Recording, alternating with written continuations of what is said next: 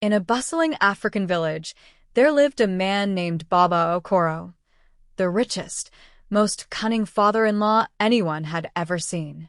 Baba Okoro had one problem. He was so greedy, his stomach seemed to have no bottom ending. He could eat a whole yam and not be satisfied. Baba Okoro was so wealthy, yet he went from houses to houses eating food. Anywhere he perceived a sweet aroma, he went there with a calabash plate. Baba Okoro greed wasn't just for money. It was for food, for land, for power, anything at all. He wanted them all for himself, and especially the small wealth of his daughter's husband. Baba Okoro's daughter, Adiz, was married to a kind young man named Chinedu. Chinedu was poor but honest. Baba Okoro never missed a chance to demand part of Chinedu's small harvest. Even though Baba Okoro was far wealthier than his son-in-law, he still eyed the few chickens, or any coins that he earned, and Baba Okoro wouldn't stop demanding until he was given what he came for. Baba Okoro continued eating houses to houses, even going as far as to the poorest widow's house, to share her and her child's roasted yam. He kept eating and taking things that was not his own until, one day, a mysterious traveler came to the village market square. He wore bright red clothes and carried a small, wrinkled bag. The mysterious traveler began selling his goods and suddenly pulled out a little shiny purse. Please be part of our community by subscribing. The villagers gathered round him in admiration, wondering what magical purse it was, and Baba Okoro was part of the crowd that gathered round him. This purse, the traveler said, holds a rare food called Ekwu-Nkpuru, the endless belly food. Anyone who eats this food will never feel full, no matter what they eat. Their stomach will never be tight, but this food should only be eaten once a day, the traveler said, warning the villagers that were gathered round him. Baba Okoro's ears stood up immediately. Endless belly food? I must have this, he said greedily. He thought about him going to eat at the houses of his neighbors, without his belly getting filled up.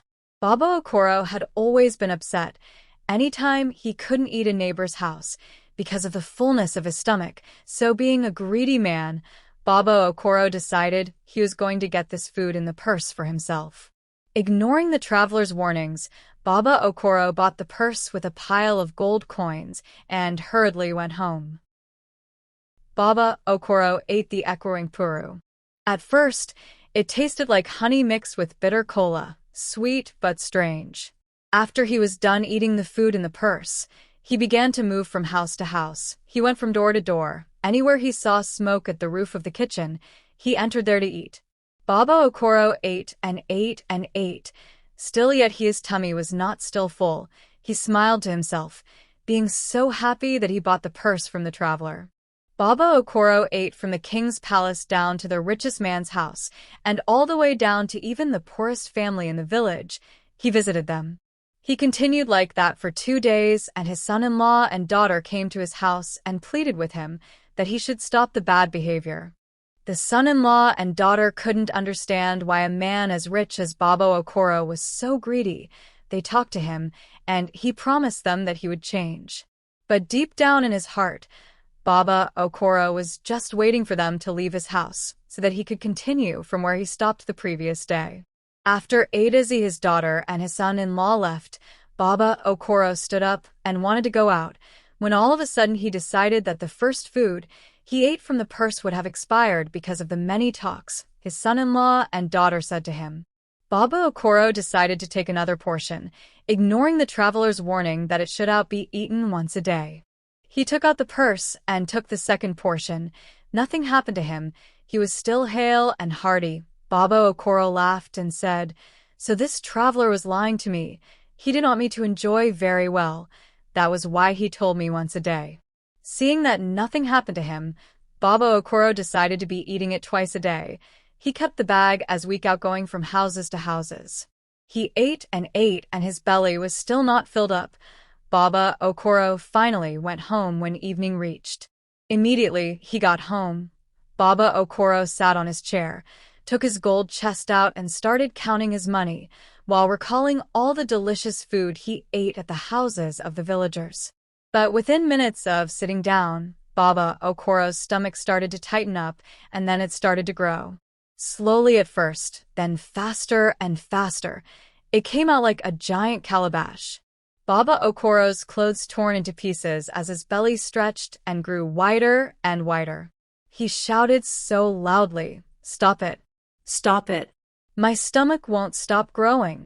The villagers rushed to his hut and found Baba Okoro lying on the ground, his belly so big it blocked the doorway. His greedy eyes turned panicked. Some of the villagers started laughing, others began whispering, and finally, his son-in-law and daughter arrived. As his belly grew bigger and bigger, Baba Okoro still thought about his big chest of gold that he was counting before the incident happened. He tried to run to his treasure chest to grab the gold chest, but he couldn't. He was stuck. His son-in-law Chinedu came, surprised but kind. "Father-in-law, what happened to you? Did you not listen to what we told you told?" His daughter said, "Papa, see what you have brought upon yourself now." Baba Okoro begged them while shedding tears. "Help me. Please help me.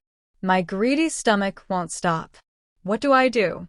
Chinedu, his son-in-law, laughed gently and said, "I heard the travelers say the food only stops growing your stomach when you give away everything you have." Baba Okoro frowned and refused. "Give away everything?" "Yes," Chinedu said.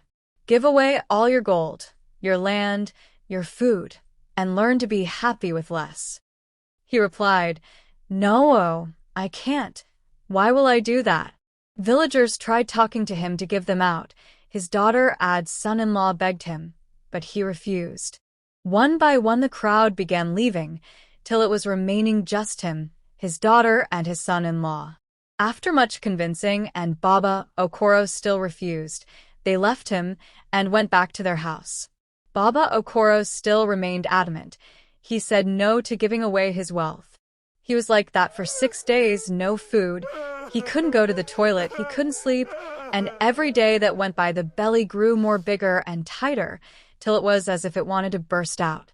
By the 7th day, Baba Okoro couldn't bear the pain anymore and set a little boy to call his daughter and son-in-law. Finally, with a loud sigh, Baba Okoro told them that he had agreed and started giving away his treasures. He gave his gold coins to the poor children of the village. He gave his lands to the farmers who had none. He gave his food to hungry neighbors.